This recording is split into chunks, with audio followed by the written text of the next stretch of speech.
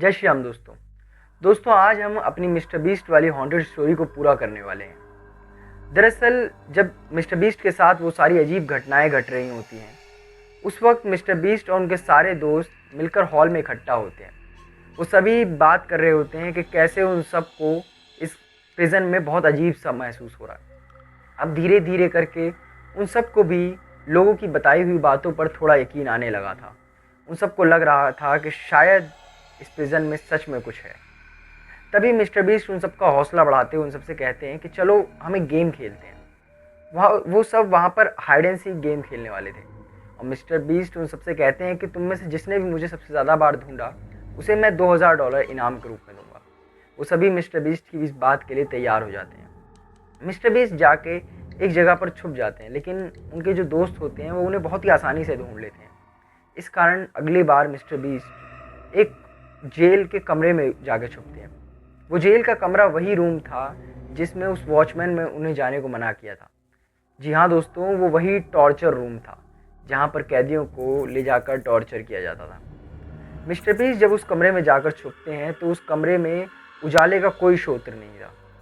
वहाँ पर किसी भी ज़रिए से लाइट नहीं पहुँच रही थी और वो पूरा कमरा अंधेरे से ढका हुआ था।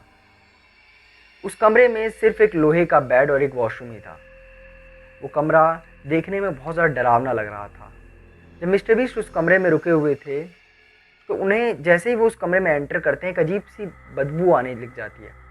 उन्हें काफ़ी अजीब सा महसूस होता है, लेकिन वो उस कमरे के कोने में बैठे हुए थे।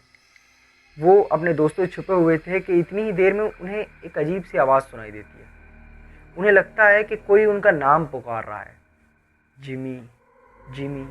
उन्हें लगता है कि जो दोस्त उन्हें ढूंढ रहे थे उन्हें पता चल चुका है कि वो इस रूम में है। इस कारण वो जाके उस लोहे के बेड के नीचे छुप जाते हैं। वो लोहे के बेड के नीचे छुपे ही होते हैं कि इतने में उन्हें वो आवाज़ और क्लियर होने लगती है। उन्हें सुनाई देता है कि कोई कह रहा है, save me Jimmy, save me. और उसकी आवाज़ बहुत करहा रही है। ऐसा लगता है कि वो इंसान बहुत ज़्यादा दर्द में है। और सबसे हैरानी की बात तो ये थी कि मिस्टर बीस्ट को वो आवाज़ उनके पीछे से आ रही थी, लेकिन उनके पीछे कोई भी नहीं था। उनके पीछे सिर्फ दीवार थी और मिस्टर बीस्ट को साफ साफ महसूस हो रहा था कि वो आवाज़ उनकी जस्ट कान के पास से आ रही। मिस्टर बीस्ट बहुत ज़्यादा घबरा जाते हैं। वो तुरंत वहाँ से उठते हैं और वहाँ से जाने लगते हैं। वो जैसे ही उस रूम के बाहर जाते हैं वहाँ पर उनके दोस्त मौजूद थे। मिस्टर बीस्ट सोच ही रहे होते हैं कि ये बात मुझे इन्हें बतानी चाहिए या नहीं, कहीं ये लोग और ज़्यादा ना घबरा जाएं। इस कारण मिस्टर बीस्ट उन्हें कोई भी बात नहीं बताते और उनके साथ जाके हॉल में चले जाते हैं।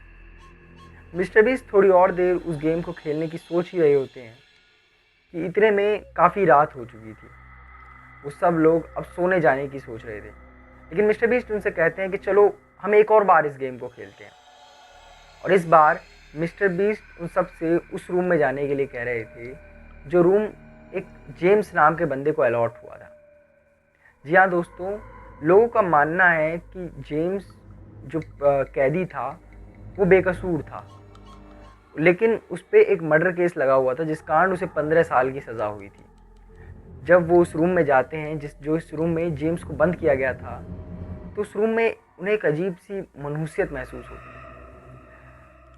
इस कहानी को आगे बताने से पहले मैं आपको बता दूं कि जो जेम्स था उसने अपने उसी जेल के रूम में सुसाइड कर लिया था। जी हाँ दोस्तों, क्योंकि कई लोगों का मानना था कि उसने वो खून नहीं किया था और उसे वो जेल का कमरा खाने को दौड़ता था।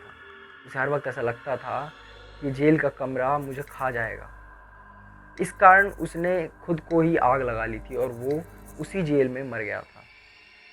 जब मिस्टर बीस्ट और उसके सभी साथी उस रूम में जाते हैं, जैसे वो उस रूम के अंदर जाके अपना ईएमएफ मीटर ऑन करते हैं तो मीटर में लाइट जलने लग जाती है। सभी को लगता है कि ज़रूर इस रूम में जेम्स की आत्मा है, लेकिन मिस्टर बीस्ट का एक दोस्त इस चीज़ को मानने को तैयार नहीं था। वो कहता है कि कई बार ईएमएफ मीटर मेटल को भी डिटेक्ट कर लेता है और इस कारण भी उसमें लाइट जलने लगती है। वो जैसे ही ये बात को कहता है कि अचानक से उसका दम घुटने लगता है। उसे ऐसा लगता है कि कोई उसकी गला दबा रहा है। सभी लोग बहुत ज़्यादा घबरा जाते हैं और वो अचानक से कैमरे को बंद कर देते हैं। वो दर्द से तड़प रहा था और वो ये कह रहा था कि उसे अपनी तरफ कोई आता हुआ दिखाई दे रहा है। उसे ऐसा महसूस हो रहा है कि कोई काला साया उसकी ओर बढ़ता हुआ चला आ रहा है। जैसे ही मिस्टर बीस्ट को ये सब महसूस होता है, वो अचानक से जेम्स से सवाल करते हैं कि क्या जेम्स तुम यहाँ पर हो? और वो लाइट बहुत तेज़ी से ब्लिंक करने लगती है। वो लाइट इतनी तेज़ी से ब्लिंक करती है जैसे वो आज तक कभी नहीं करी थी। तो थोड़ी देर बाद जो उसका वो साथी था, जिसको ऐसा लग रहा था कि उसका गला कोई दबा रहा है, वो धीरे धीरे करके नॉर्मल हो जाता है। मिस्टर बीस्ट और उसके सभी साथी इस हादसे से बहुत ज़्यादा घबरा चुके थे। वो सब अब घर जाना चाहते थे, लेकिन मिस्टर बीस्ट उनसे कहते हैं कि अब बस थोड़ा सा ही समय बचा है, हम सब जाके अब हॉल में सो जाते हैं और सुबह यहाँ से निकल जाएंगे। वो सभी हॉल में जाते हैं और अपने स्लीपिंग बैग्स को निकाल लेते हैं। वो सभी सोने चले गए थे, लेकिन कुछ लोग थे जो अभी सोए नहीं थे, जिनमें से एक उनका वो दोस्त था जिसका गला उसे ऐसा लग रहा था कोई दबा रहा है।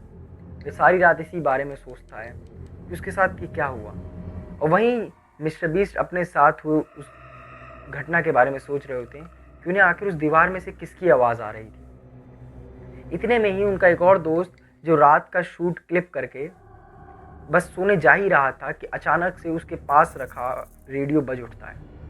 उस रेडियो में से आवाज़ आती है कि कोई उसका नाम लेते हुए कह रहा है कि मुझे यहाँ से निकाल लो, मुझे यहाँ से निकाल लो, मुझे यहाँ पर बहुत डर लगता है। वो बार बार उससे मदद की पुकार मांग रहा था। वो जैसे ही कुछ करने की कोशिश करता कि अचानक से वो रेडियो ख़राब हो गया, और वो रेडियो बिल्कुल ठीक था। अचानक से उस रेडियो में किसकी आवाज़ आई, उसने उसका नाम लेकर क्यों मदद पुकारी, ये सब उसे कुछ भी समझ नहीं आया। वो बहुत ज़्यादा घबरा गया, इस कारण वो तुरंत अपने बेड पे जाकर सो गया। सुबह जब उन सब की आँख खुलती है तो वो सब लोग उस प्रिजन से बाहर आ जाते हैं।